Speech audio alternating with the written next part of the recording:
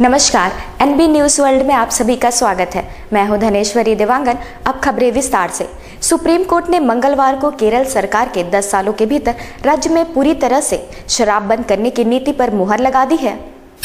Supreme court ने केरल सरकार की शराबबंदी कानून पर अपनी रजामंदी जताते हुए बारों में शराब पर बैन को सही बताया है। राज्य सरकार ने नई नीति के तहत केवल 5 सितारा होटलों के बारे में ही शराब परोसने की अनुमति दी है।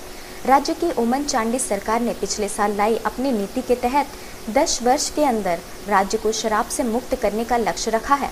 न्यायमूर्ति विक्रमजीत सेन और न्यायमूर्ति शिव कीर्ति सिंह की पीठ ने मंगलवार को राज्य सरकार के इस फैसले के खिलाफ कई होटलों और उनके संगठनों की ओर से दायर याचिका को खारिज कर दिया। उन लोगों ने अपनी याचिका में कहा था कि केवल 5 सितारा होटलों में शराब परोसने की अनुमति देने का केरल सरकार का फैसला पक्षपाती है। इस पर सरकार ने कहा कि जो लोग पहले ही बिजनेसमैन से बाहर हो चुके हैं, उनको बार में शराब बेचने का कोई मौलिक अधिकार नहीं है। शराब रिटेल मार्केट में उपलब्ध है, लोग उसे खरीदकर अपने घरों में पी सकते हैं। केरल हाईकोर्ट ने भी 31 मार्च 2015 को राज्य सरकार के इस फैसले का समर्थन किया था।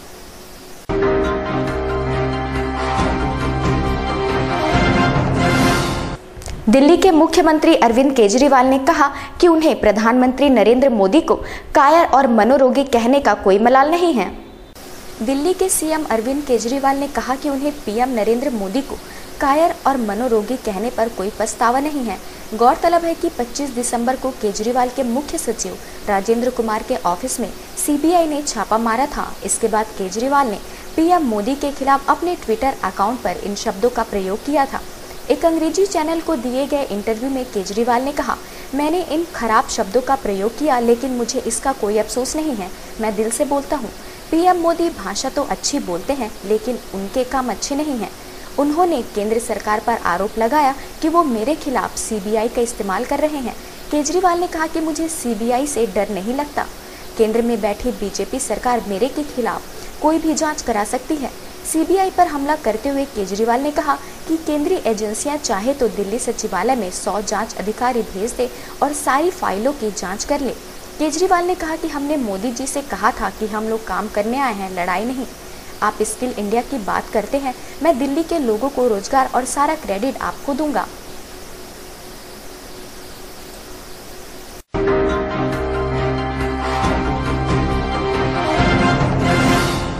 महाराष्ट्र के पुणे शहर के हिंजेवाड़ी इलाके में स्थित इंफोसिस के परिसर में एक महिला के साथ रेप का मामला सामने आया है। पुणे स्थित इंफोसिस कैंपस में एक महिला से कथित रूप से बलात्कार का मामला सामने आया है। इस मामले में 2 लोगों को गिरफ्तार किया गया है। पुलिस के अनुसार रेप पीड़िता और दोनों आरोपी कैंटीन में काम करते हैं। कैंटीन आउटसोर्स के जरिए चलती है। पुलिस इंस्पेक्टर विश्वजीत फुले ने पत्रकारों को बताया, पीड़ित महिला कैंटीन में काम करती है, वो वॉशरूम गई थी, उसके साथ वहीं पर कथित तौर पर रेप किया गया। सोमवार को उसने पुलिस स्टेशन आकर रिपोर्ट दर्ज करवाई है। उन्होंने यह भी बताया कि आरोपियों ने पीड़िता के फोटोग्राफ भी लिए थे और वे इसे ब्लैकमेल भी कर रहे थे। इंफोसिस ने इस मामले में बयान जारी किया है। इसमें लिखा गया है कि हम मामले की जांच कर रहे हैं और जांच में सहायता के लिए पुलिस के साथ मिलकर काम कर रहे हैं। हम अपने परिसर में कड़ी सुरक्षा रखते हैं और यौन उत्पीड़न के खिलाफ हम जीरो टॉलरेंस नीति का पालन करते हैं।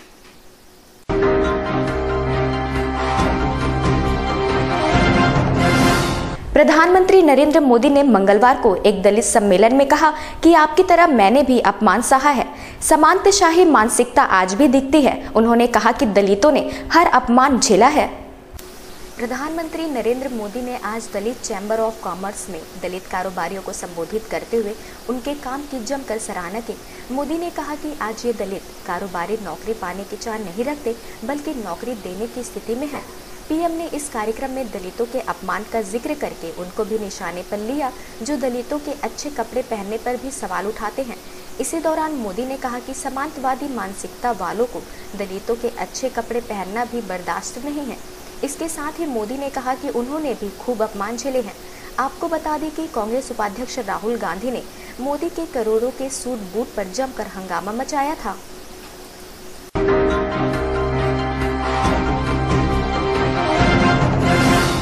पिछले कुछ दिनों में देश के अलग अलग हिस्सों से पाक इंटेलिजेंस एजेंसी आईएसआई के लिए जासूसी करने वालों की गिरफ्तारी हुई है। इसी कड़ी में मंगलवार को भी क्राइम ब्रांच ने एक अन्य संदिग्ध जासूस को गिरफ्तार किया है। वायुसेना के एक बर्खास्त अधिकारी को दिल्ली पुलिस की अपराध शाखा ने पंजाब से गिरफ्तार किया है। उस पर पाकिस्तान के आईएसआई समर्थित खुफिया एजेंसियों से गुप्त दस्तावेजों को कथित तौर पर साझा करने के आरोप हैं। पुलिस के एक वरिष्ठ अधिकारी ने बताया कि आरोपी की पहचान रंजीत के रूप में हुई है, जो भटिंडा में भारतीय वायुसेना में पोस्टेड था। सुरक्षा एजेंसियों द्वारा उसके खिलाफ सबूत मिलने के बाद वायुसेना से हाल ही में उसे बर्खास्त कर दिया गया था। वरिष्ठ अधिकारी ने कहा कि केरल के रहने वाले रंजीत को कल गिरफ्तार कर दिल्ली लाया गया। जांच अधिकारी ने बताया कि रंजीत ने आईएसआई समर्थित जासूसी गिरोह के संचालकों से ईमेल के माध्यम से गुप्त सूचना साझा की।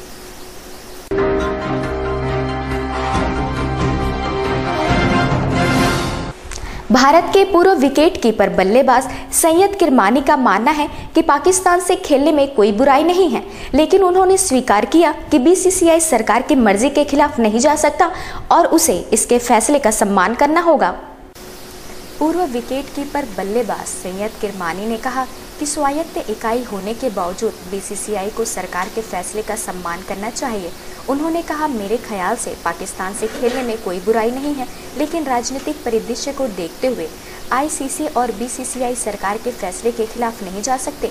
ये स्वायत्त इकाइयां हैं, लेकिन सरकार के फैसले का इन्हें सम्मान करना होगा। बीसीसीआई इस श्रृंखला के लिए अपनी सरकार की मंजूरी का इंतजार कर रहा है। बीसीसीआई और पीसीबी ने पिछले साल एक एमओयू पर दस्तखत किए थे, जिसके तहत दोनों देशों को 2015 से 2023 के बीच 6 द्विपक्षीय श्रृंखलाएं खेलनी हैं। भारत ने 2008 के मुंबई आतंकी हमले के बाद से पाकिस्तान से द्विपक्षीय श्रृंखला नहीं खेली है।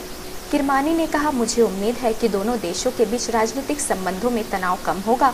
मुझे समझ में नहीं आता कि दो पड़ोसियों के बीच तनाव क्यों रहना चाहिए। आप एक दूसरे से लड़ना क्यों चाहते हैं।